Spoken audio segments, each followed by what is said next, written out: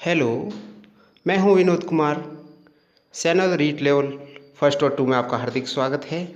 आज हम पढ़ेंगे पाणिनि शिक्षा के अनुसार वर्णमाला एवं यत्न विवेक।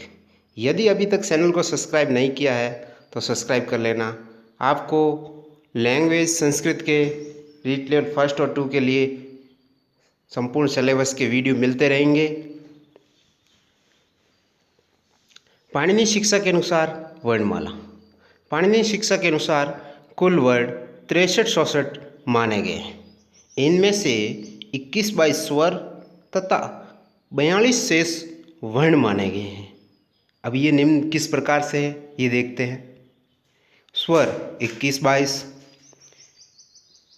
ह्रस्व स्वर 5, दीर्घ स्वर 8, प्लुत स्वर 9 हो गए 22। अब 21 कैसे हुए?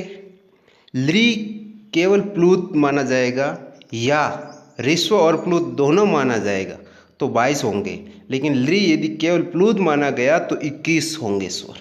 इसलिए पाणिनि शिक्षा अनुसार स्वर है वो 21-22 माने गए।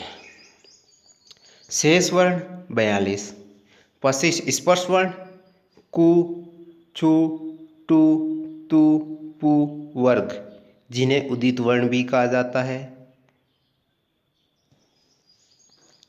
4 अंतस्थ वर्ण य, व, र, ल यण प्रत्यार। 4 ऊष्म वर्ण स, स, ह, जिन्हें सल प्रत्यार कहा जाता है। इन 4 अंतस्थ वर्णों को और 4 ऊष्म वर्णों को यादेय वर्ण भी कहा गया है। यादेय वर्ण अर्थात ये 8 हो गए, 4 अंतस्थ और 4 ऊष्म, कुल मिला के यादेय वर्ण 8। यम 4 वर्ण होते हैं, 4 यम वर्ण होते हैं। पलेकनी में द्वितीय क यम है, सखनतु में द्वितीय ख यम है, अग्नि में द्वितीय ग यम है, गगनंती में द्वितीय घ यम है। अर्थात 4 यम वर्ण कौन कौन से हुए? क, ख, ग, घ, यह हलंत है। ये 4 यम वर्ण होते हैं। एक अनुस्वार, एक विसर्ग, अ के बाद स्थित इस चिन्ह को विसर्ग कहा जाता है। जो अ के बाद स्थित इस चिन्ह को विसर्ग कहा जाता है। एक जीवामूल्य होता है। क और ख से पहले विद्यमान अर्ध विसर्ग जीवामूल होता है। अर्थात क और ख से पहले जो अर्ध विसर्ग होगा वो जीवामूल होगा। जीवामूलस्य जीवामूलम। उपधमान्य एक, प और फ से पहले विद्यमान अर्ध विसर्ग उपधमान्य होता है। और एक दो स्पृष्ट जो ल गांठ वाला। यत्न विवेक परिभाषा, वर्णों के उच्चारण में किए जाने वाले आंतरिक प्रयासों को यत्न कहा जाता है।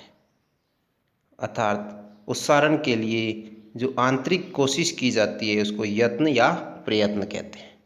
यत्न 2 प्रकार के होते हैं। आभ्यंतर यत्न 5, बाह्य यत्न 11। आभ्यंतर यत्न को प्रयत्न भी कहते हैं। आभ्यंतर प्रयत्न 5, स्पृष्ट, ईषत् स्पृष्ट, ईषद् विवृत, संवृत, विवृत। तो स्पृष्ट अर्थात स्पर्श करना मुंह के होठों का, क से लेकर म तक सभी स्पर्श व्यंजन में आएंगे। ईषत् स्पृष्ट में अंतस्थ वर्ण, ईषत् स्पृष्टम अंतस्थानाम, और ईषद् विवृत के अंतर्गत सल प्रत्यार ऊष्म वर्ण आएंगे। ईषद् विवृतम ऊष्माणाम। अर्थात स्पृष्ट में होठों का स्पर्श होना और ईषत् स्पृष्ट में थोड़ा सा स्पर्श होता है और ईषद् विवृत में कम मुंह खुलता है, पूरा मुंह नहीं खुलता है उसमें। तो इस तरह से ये याद रखने हैं आपको। विवृत, इसमें मुंह खुलना, मुंह का खुला रहना है, तो वो उसमें विवृत के अंतर्गत सभी स्वर आएंगे। याद रखने के लिए सूत्र है विवृतम सवराणाम। विवृतम सवराणाम यानी विवृत आ जाएगा इस अभ्यंतर प्रयत्न, और स्वर नाणाम यानी सभी स्वर। संवृत बंद होकर मुंह का खुलना, इसमें ऋस्व अ का प्रयोग होता है, वो भी केवल उच्चारण काल में ही होगा प्रयोग ऋस्व अ का संवृत में। और व्याकरण सिद्धांत कौमुदी के अनुसार आभ्यंतर प्रयत्न 4 माने गए। वो लघु सिद्धांत कौमुदी के अनुसार आभ्यंतर प्रयत्न 5 माने गए थे, जो अभी पढ़े हमने।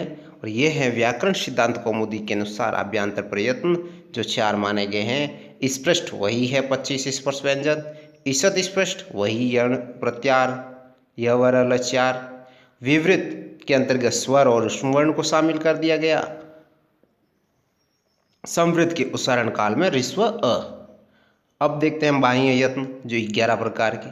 ये एक अश्व और सघन वर्ण और स्वर याद रखने हैं। तो अ से अघोष, स से श्वास, व से विवार, ये क्रम से याद रह जाएगा। सघन संवार, घोष नाद, अल्प्राण महाप्राण, उदात अनुदात संवृत, ये 3 स्वर हो गए।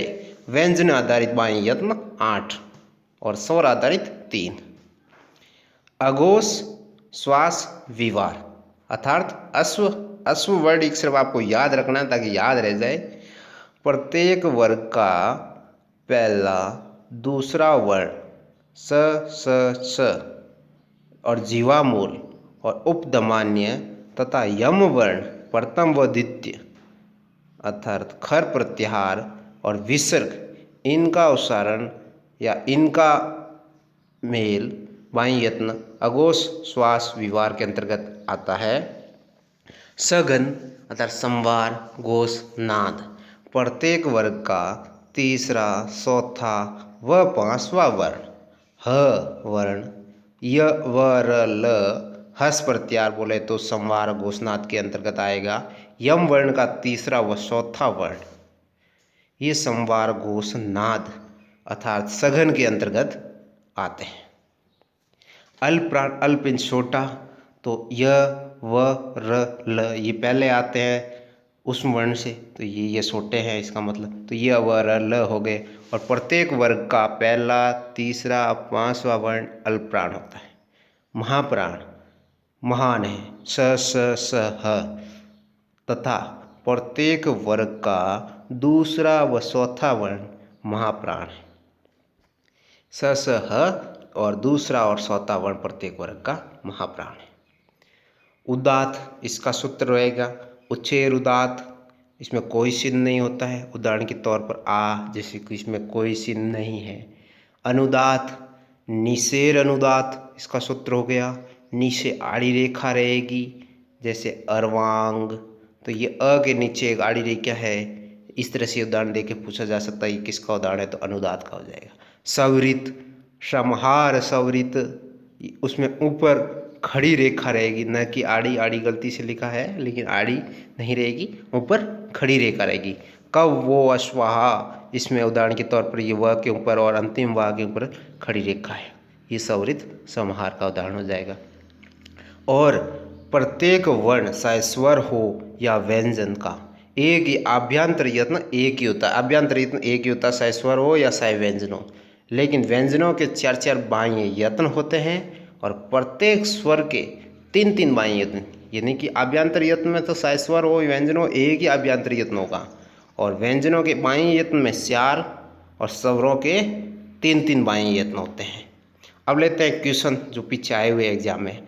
अघोषः अस्ति, हस यण खर सर, तो ये प्रत्याहार इस तरह से दे रखे हैं। तो अघोष वर्ण खर प्रत्याहार के अंतर्गत आते हैं, तो इसमें स राइट हो जाएगा पहले का। घोष वर्णाः सन्ति, तो वर्गाणाम तृतीय चतुर्थ पंचम वर्ण ये घोष वर्ण होते हैं। तीसरा चौथा और 5वां वर्ण घोष वर्ण होते हैं।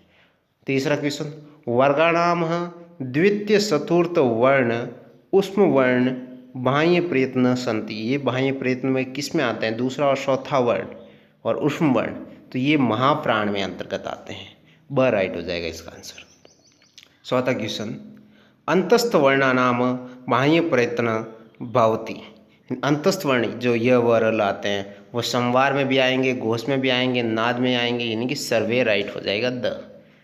विवृत प्रयत्न केसाम वर्णानाम भवति, विवृत प्रयत्न यानी सब विवृतम स्वराणाम ये एक सूत्र था, तो ये विवृत प्रयत्न वो होते हैं जो स्वर इसके अंतर्गत। आभ्यंतर प्रयत्न नास्ति। आभ्यंतर प्रयत्न के अंतर्गत विवृत, संवृत, स्पृष्ट, ईषद विवृत और संवृत और विवृत ये वगैरह आते हैं, विवार नहीं आएगा। और बाह्य प्रयत्न नास्ति, तो ये ईषद स्पृष्ट जो आभ्यंतर प्रयत्न है। और स्पृष्ट प्रयत्न के साम वर्णानाम भवति। स्पृष्ट प्रयत्न का क से म तक 25 स्पर्श व्यंजन आते हैं, इसलिए ए रहेगा। ईषद स्पृष्ट प्रयत्न के साम वर्णानाम भवति, तो ईषद स्पृष्ट है वो अंतस्थ आते हैं, क्योंकि पहला रहता है अभ्यंतर का स्पृष्ट, फिर ईषद स्पृष्ट जो अंतस्थ, फिर ईषद विवृत जो ऊष्म वर्ण, और फिर विवृत सभी स्वर, और संवृत में ऋस्व अ। धन्यवाद।